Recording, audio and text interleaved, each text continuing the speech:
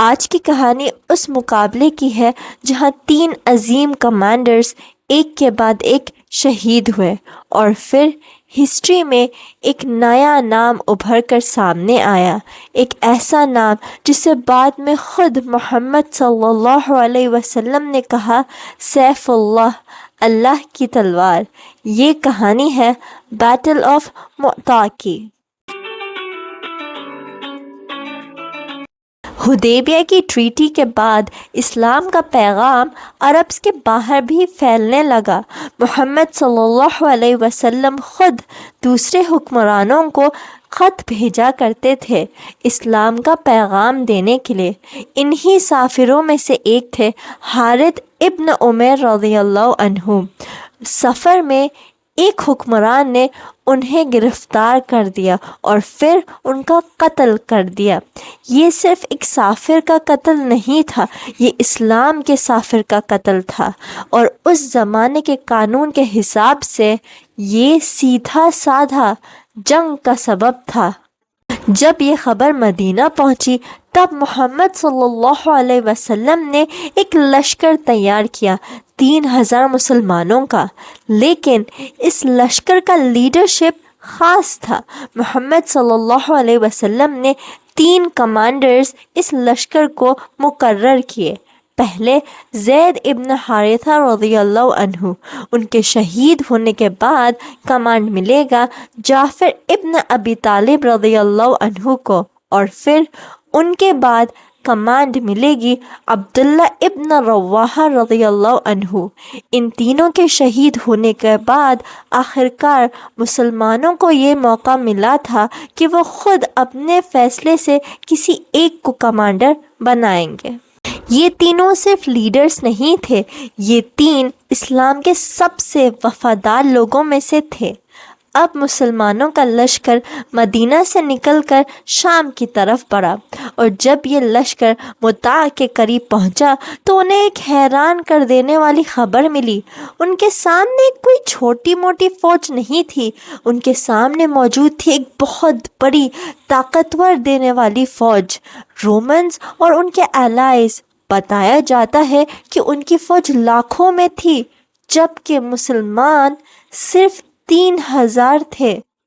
یہ سن کر کچھ لوگوں نے مشورہ دیا کہ مدینہ خبر پہنچا دیتے ہیں اور پھر بیک اپ کا انتظار کرتے ہیں۔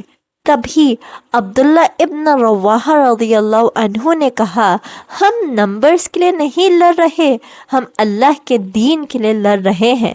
تبھی مسلمانوں نے فیصلہ کیا کہ اب ہم پیچھے نہیں ہٹیں گے۔ جنگ شروع ہوئی۔ سب سے پہلے جھنڈا اٹھایا زید ابن حارث رضی اللہ عنہ نے۔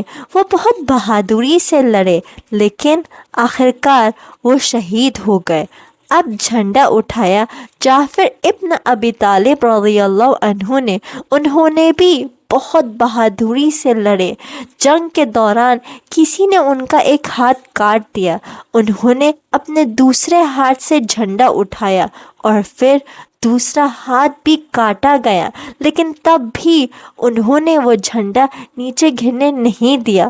آخرکار وہ بھی شہید ہو گئے۔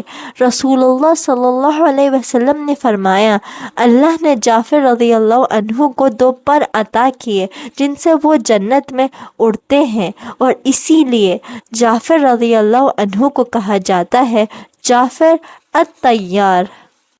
پھر جھنڈا اٹھایا عبداللہ ابن حارث رضی اللہ عنہ نے۔ انہوں نے بھی بہت بہادری کے ساتھ جنگ لڑی۔ آخرکار وہ بھی شہید ہو گئے۔ اب مسلمان لشکر کے 3 کمانڈرز بھی شہید ہو چکے تھے۔ لگ رہا تھا کہ مسلم لشکر اب ٹوٹ جائے گا۔ اس وقت مسلمز نے کمان دی خالد ابن ولید رضی اللہ عنہ کو۔ خالد رضی اللہ عنہ اس وقت اسلام میں نئے آئے تھے، لیکن وہ ایک عظیم ملٹری کمانڈر تھے۔ انہوں نے بیٹل فیلڈ کو دیکھا، سچویشن کو سمجھا اور پھر ایک نئی اسٹریٹجی بنائی۔ انہوں نے فوج کی فارمیشنز چینج کی اور ایسا امپریشن دیا کہ مسلمز کو نئی مدد مل رہی ہو۔ اس نئی اسٹریٹجی کی وجہ سے انیمیز کنفیوزڈ ہو گئے اور خالد رضی اللہ عنہ نے مسلم لشکر کو سیفلی بیٹل فیلڈ سے نکال دیا۔ اس جنگ میں خالد رضی اللہ عنہ کے 9 تلواریں ٹوٹ گئی اور رسول اللہ صلی اللہ علیہ وسلم نے انہیں لقب دیا سیف اللہ، اللہ کی تلوار۔